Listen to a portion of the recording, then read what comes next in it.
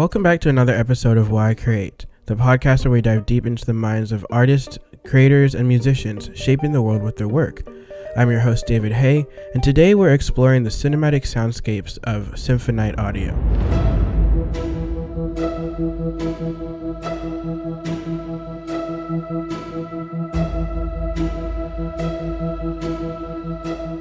Founded by the composer Ryan Garcia, Symphonyte audio is more than music. It is an immersive experience that blends classical composition with modern storytelling. From sweeping orchestrations to intimate sound design, his music brings us into worlds both imagined and emotional. In this episode, we'll uncover the inspiration behind Symphonyte audio, the creative process that drives the compositions, and how sound becomes not just background, but part of a story. Let's get into it. Yeah, so I'm Ryan Garcia. I'm a aspiring film composer and also the lead composer and founder of Symphonyte Audio, which is a film scoring production company. And your music is amazing. I actually was just listening to it coming back from running some errands yesterday. I really like Pumpkins Will Never Forget. That one's probably one of my favorite ones. So you already described what type of music you create. So can you walk us through your typical process from when you composing the cinematic piece? Can you just walk us through the process from the start to finish? Yeah, for sure. And first of all, it's an honor to be here. I appreciate you having me on. Of course. Um, Thank you. yeah, for sure. Yeah, when it comes to my composing process, I'll take it from a film scoring aspect. Um, Typically, I'll go through the film with the directors or whoever's in charge, whoever I'm working with. And then pretty much I'll watch the film a couple times, make some notes for myself, and kind of what moments I could capture, and maybe with what types of instruments, and use reference tracks, whatever the director is looking for sound wise. Um, and honestly, like it's a very hard question when it comes to like inspiration and like how do you know what to use. I actually saw a question earlier on Producer Accelerator, and somebody asked that same question. And honestly, it comes with practice. You mean you have to put in Mm. the time in the studio. You have to always want to be getting better. And so, yeah, I mean, when it comes to inspiration and all that, um, it just takes practice. You mean Mm.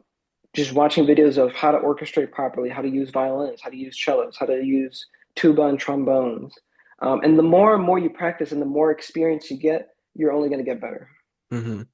That's a good point. And I have heard in some of your tracks you're using choir sounds.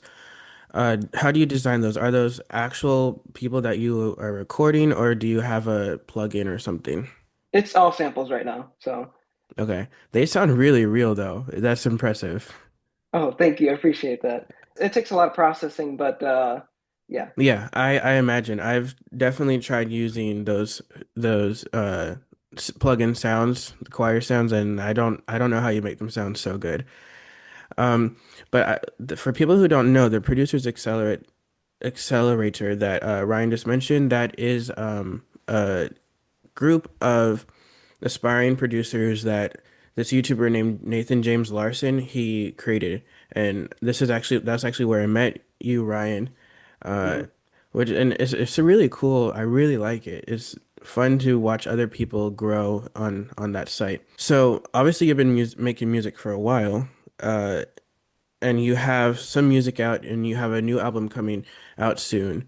I was just curious, when did you start making music, and how did that come about? It's a very funny story, actually, but I started about 3 years ago. Um, and I started producing hip hop and pop. So it was not Oh, orchestral, it was wow. nothing orchestral, nothing, yeah, nothing film score like that. I didn't even know who Hans Zimmer was. So Oh, that wow. kind of tells Yeah. you where I was at. Yeah. Um, so I started doing that on GarageBand on my laptop, just kind of messing around with the Apple loops that it has. Okay. And, was just kind of teaching myself arrangement, what is a verse, what is a chorus, what is a bridge, and kind of just putting stuff together. I wasn't really composing anything, but it was just using the loops. Hmm. And then one day, out of chance, my dad showed me this track, and I'll never forget it because it was so inspiring. And he's like, "Hey, I found this track. It's called Epic. It's by Epic Score, and it's called Journey to the Sky or something like that. And the first track was Ride to Glory, and he played that track, and it was like this super cinematic like kind of trailer-esque Mm.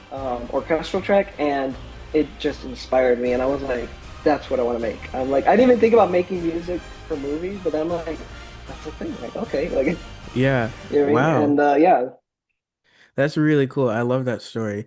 And you mentioned Hans Zimmer. He is my inspiration when it comes to making music like that. So how did you start, I guess, making hip hop music? That or why did you want to start doing that? That's totally different than film scoring. around like 2020, 2021, I would listen to like a lot of Christian hip hop, Christian pop. So guys like KB, Holvey, I think was just coming out around that Okay. time. And yeah, and so that's what I listened to in my free time, and so that's what I just started producing. And I Okay. didn't really think about music for movies, to be honest. So yeah. Yeah, okay. That makes sense. That makes sense. Um, so when you are producing a score, either for yourself or for a client, what instruments or digital tools do you find yourself gravitating towards most? So yeah, so I work through pretty much sample libraries like 99% of the time. For the album that's coming out, I am going to be using a bit of live instruments, but it's mostly samples. So I work through Logic Pro X, Okay. through Apple, and then the main sample library for like orchestral stuff is the Spitfire Symphony Orchestra. Oh, that's not, I've heard really good things about that. Yeah, it's good. It's really good. So obviously Hans Zimmer is going to be one of your biggest musical influences. Who else and what qualities do you admire about them? About like, oh, okay, I see what Yeah, you. yeah, about your musical people that you look up to in music. Right, right. So yeah, so Hans Zimmer is kind of lower on the list now. Like Oh, okay. when I was first starting getting into it, I still listen to him. I love his scores. Hmm. But right now, compositionally and kind of composers where I really like the themes. Brian Tyler's a good one. I love his themes. Steve Jablonsky, the Transformers series, and John Williams, Star Wars. I Of mean, John course. Williams is the GOAT. So. Yeah. Is there a score or project that you've done recently that really challenged your creativity more than usual?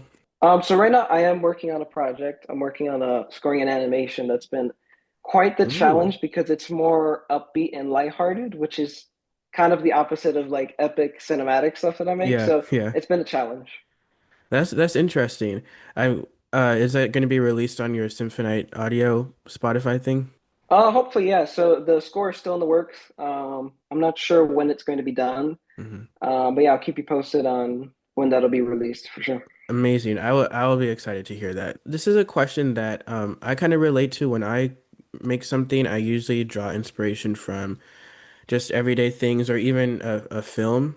Uh, not not specifically. I don't usually draw inspiration from other tracks I hear from other artists. Do you draw inspiration from anything other than music, like film, visual art, or maybe even a book? Yeah, for sure. I think musically it's hard to get inspiration from that because I feel like sometimes you can get imposter syndrome where it's like I'm making a knockoff version now. Hmm. Um, but yeah, for sure. Like for me, I'll pull up a movie scene from movies I own, or even pull up art. Like I made one of the tracks that I put out. I can't think of the name right now, but it's on Spotify. Um, man, I forgot the name, but um, yeah, that one I took a picture from Star Wars Battlefront game, something like Okay. that. And I just looked at that picture and I heard the theme, like the Ostinato theme. Mm. And yeah, that's basically how the track was born, basically. And yeah. That's pretty neat. I had a similar uh experience with I was watching Blade Runner 2049 and there's a specific scene where Ryan Gosling's character was like walking in this orange planet and it had this very orange haze and fog and stuff to it and it was really cool. So then I actually wrote a song literally based off that scene. And I really think it's Oh, fun cool. to be able to do things like that. So like the Star Wars Battlefront. just on the side, let me see if I can find because I think I might know which one you're talking about. Um, It's like got lava in the background. It's a cinematic trailer one. Final Stand or Stand for Your Final Faith? Stand. Final Stand. Final Stand. Yeah, Final Stand. Okay, that one is actually one of my favorite ones. Right at the beginning when I said was talking about pumpkins, will never forget. Um, Hmm. I could not remember the name of that Final Stand one because I would have mentioned it. So, what inspired you to launch your Symphonite audio, and how did it come together? I know you've done a lot of work.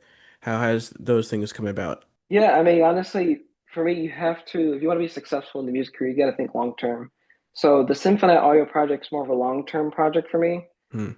in terms of music, musical composition and film scoring. So even hiring other people, other composers to be on the team eventually, and really just building a big production company for animators, creatives, and even podcasts, because podcast is the new thing now. So Hmm. um, I'm just looking towards the future right now in terms of the company, but it's small right now and it's going great so far. That's really neat. So, in terms of projects, now that we're talking about your Symphonite audio, what has been the most rewarding project that you have done so far? I mean, for me, I think all of them. I mean, I know that's kind of like not the answer you may be looking for, but they've all been so rewarding, to be honest. God's just been so good in the connections that He's allowed me to have. And honestly, all glory to Him because every project is so meaningful to me. Uh, and I think what helps too is buying into the project and not just, oh, it's another client. It's, hey, let's buy into it. You know, Hmm. let's actually see what we can do here to make it that much better. You know? I really like that. Yeah, a lot of times when we get something that we want or that we're working for, we don't really stop and give God the glory, but I really like that you're doing that. And it's Mhm. so true. There's a lot of things he's doing behind the scenes we don't know about. Yeah, for sure. Absolutely. Yeah, and it's really inspiring actually to hear someone talking about that. But what are some unique challenges when scoring for trailers versus short films? I know that I have seen on your Spotify some of the art covers says like cinematic trailer, and I do know Mhm. that you also do films. Are there any differences between scoring for either? Actually, yeah. So that's one of the lower reasons of why I'm making the album to challenge myself to make more ambient. So it's a cinematic ambient album. So it's definitely going to be Hmm. more dragged out in terms of how it develops. So trailers is very fast paced. You only have a minute and a half, 2 minutes to get all the music in. And typically, like if we think of a Star Wars trailer, you got to get all the John Williams themes in. You got to really develop it fast. Whereas Hmm. a film score, it could be like right now, I'm working on a 7 minute film where it needs more underscore. So you have to drag it out 2 minute cues and basically do subtle orchestration and all that. So there's definitely differences when it comes to developing and how you're doing the arrangement and the score for sure. Okay, that is interesting. And I also have heard that, especially when I was really into researching about film scores, I heard Hans Zimmer actually talking about, he said that when he is scoring a film, obviously he has the main tracks and everything for the film, but then he also does trailers and he has to come up with like different themes that are not actually going to be in the film. I don't know if that is something that you do. Do you do stuff like that? I haven't personally done a client project that is a trailer. I've only Hmm. worked strictly on short films for right now. Okay, okay. Do you prefer direct scoring for projects with a detailed creative brief from the director, or do you like more open-ended direction? I think a little bit of both, where the director has their detailed vision, because my job as a composer when they hire me is to fulfill that vision. Because, Hmm. in a sense, it's like their baby, right? Especially if it's a special project, whether it's their first film or it's a really good passion project. They have this great story, like if it's a feature film. And your job as a composer is to fulfill that and even do better than what they expected. And so I think, yes, have a detailed plan, but also leave a little bit of open endedness to the conversation. So that way we're not putting everything off the table. So that way everything's on the table and we can discuss all of the possible routes of scoring. So for people who are just starting off and hoping to enter the world of film scoring, what advice would you give them? Like this is an open-ended question. Man, that's a deep question. Yeah, if I had to give advice off the top of my head right now, it would be just start really making connections, start networking with people that are at your level.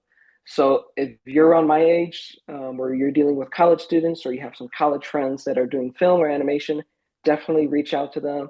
Something that I did last year was create a whole spreadsheet on Google, and I made a list of like 50 colleges that I was going to email, and I all Hmm. cold emailed them their animation departments or their film departments, whatever they had as a major, and then offered my services like, hey, aspiring film composer, if you have anybody that needs music, please give them my info.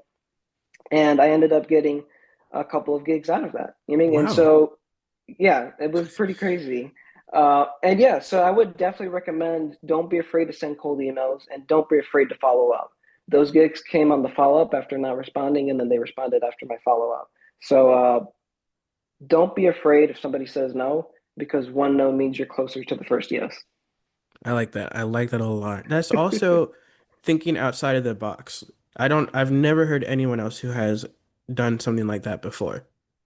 So I guess the point in that is that in if you are trying to break into this industry, there are so many people doing it, trying to do that, and they are just going about it the regular, general kind of path. Thinking outside the box is what gets you places. And that's what obviously you have been doing. Now, if you could score an existing film, okay, I'm gonna do that again. If if you could score an existing film, game, or even a TV show, what would it be and why? Man, there's a lot. There's a lot that I would probably score. I think if I had to choose, maybe like a video game, maybe I would do like a Star Wars video game, like Star Wars Battlefront. Uh, Mostly probably the trailers because I love the trailer music that they did Mm, for it. Um, and honestly, because I like Star Wars. You know, what I mean, I like the video games, I like the movies, and the music. You know, what I mean, John Williams themes is pretty much timeless, and I love to see different composers orchestrate it differently and have different takes. mm. Some more classical orchestra and some more hybrid. So I love um, kind of the ingenuity that each composer has when they approach that. I think you and my brother would vibe really well. He's the biggest Star Wars fan I've ever seen. He knows all of the lore. He makes art, Star Wars art. It's crazy. So you do have a new album coming out, which I'm really excited to hear. I did on your Instagram, you did actually advertise it a little bit, and you sent me the link to your video, and I was like, I'm not exaggerating. I had chills when I was hearing it. It's going to be really good. So was there like a specific moment or feeling that sparked the idea for the album? I'll make a long story short. So this album has been a passion project for like the past 3, 4 years.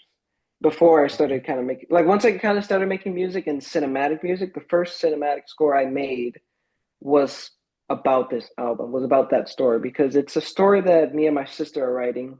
Hmm. It's more of like on the sci-fi side of things. And so yeah, every cinematic track that I started out with and composing was about pretty much that character, the main character of the story. And because it gave me such inspiration. Now I've gone through like 4 or 5 themes for the character over the Hmm. past 3 years, but now I've settled on one. I haven't released the theme yet, but maybe I'll hint at it or whatever. But Cool. yeah, it's been a long process, but now I'm in the production phase, and now I'm just like, okay, it sounds good. Next track. Amazing. That's really neat. So did working on this album take you into any unexpected creative directions? Obviously, you just mentioned about the three or four different themes. I don't know if that could be part of it. Yeah, for sure. Actually, which video did you see? Was it like with the purple background?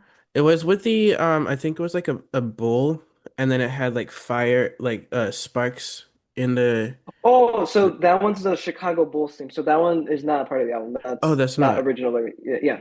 Oh, But okay. I have seen yeah, other ones though, so that's not the only one I've seen, but okay. I thought that was one of yours. No, I might have the Chicago Bulls copyright me, but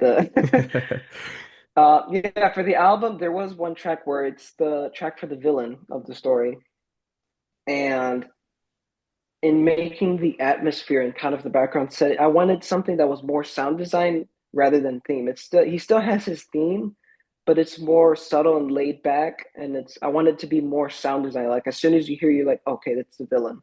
Hmm. Um, and I wanted something really textural. So then I literally came into this room and I got an out of tune guitar that I had just laying around, and I took my sister's violin bow and just started bowing the guitar. Whoa, Um, and it sounds awesome. Like it sounds really good. I'll send you a demo of it, and I recorded it through my phone, and dude. it sounds really good. So Okay, you're doing exactly what excites me the most about film scoring. I love it when an artist will use these unorthodox sounds. Like that is just amazing. I cannot wait to hear that. yeah, I'll send you it. It's like on its own in the recording, it sounds obviously really bad because it's recorded through voice memos. But then once I did processing and added a bunch of reverb, I mean it just it's literally the sound I had envisioned in my mind. Wow. So That is amazing. I'm so excited for that. So you're talking about this story that you and your sister are working on. Is it like a book or going to be a short film?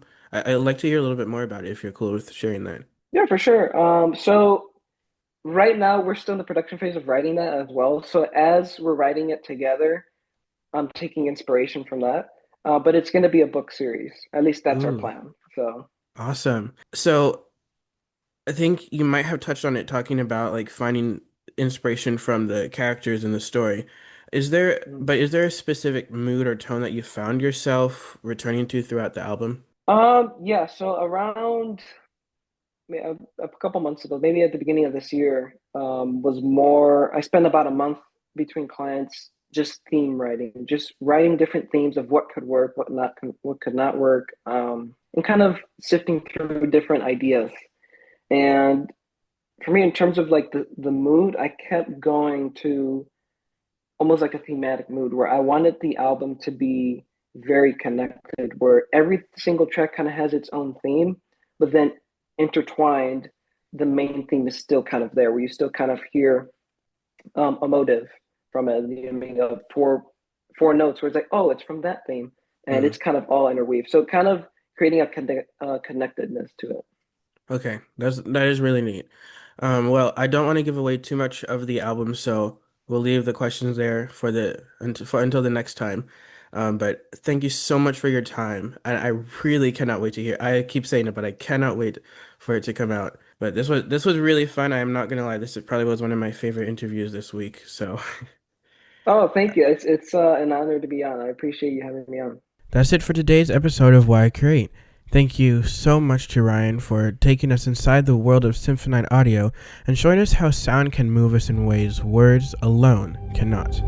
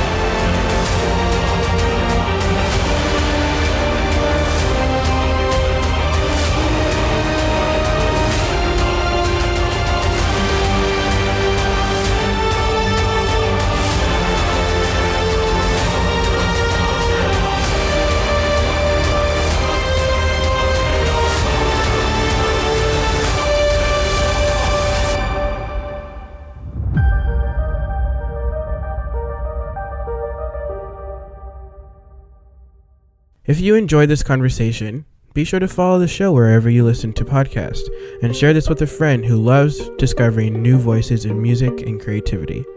Until next time, keep creating, keep imagining, and keep finding the beauty in sound.